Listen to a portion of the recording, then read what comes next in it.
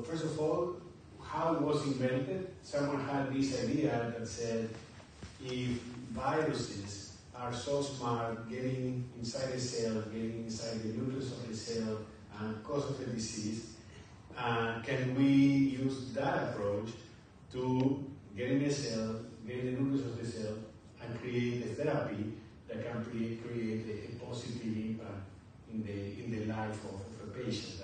And they started with this virus that is highly prevalent in society called AAV. It's very innocuous, it doesn't cause any particular disease.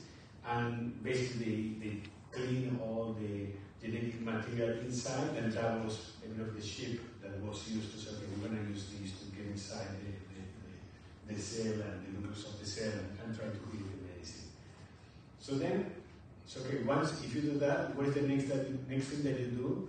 Well, you kind of like need the mechanic that once it's in the right place, it's going to solve the problem.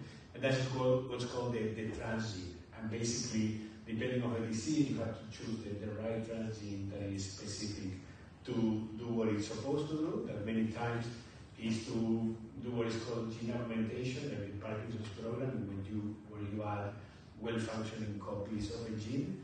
You can do gene silencing when you want to stop the activity of a gene that is causing a disease.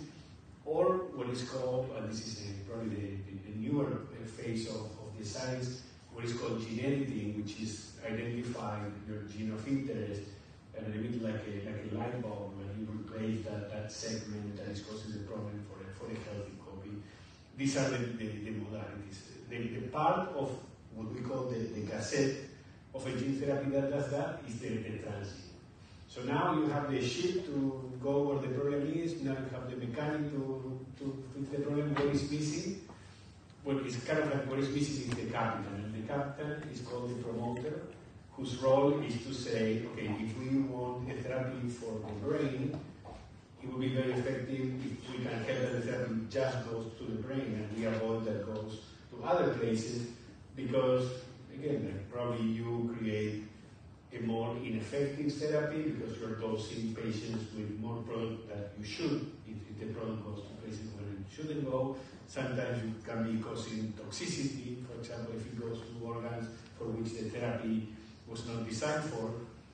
That is the job of the promoter inside the gene therapy. So basically the sum of the capsid, the transgene, and the promoter, that is called a cassette, and that, as we see in the picture, is would have the mission to get in the cell, the nucleus of the cell, and provoke a positive therapeutic effect in the patient.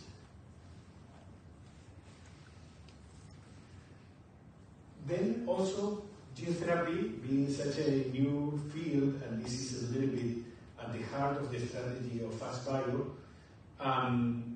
probably for, if you start today a traditional pharmaceutical company, you have vendors that you don't need to do your CMC because you have the company in India that can do that for you and they can do it well. You can deconstruct a lot what you do.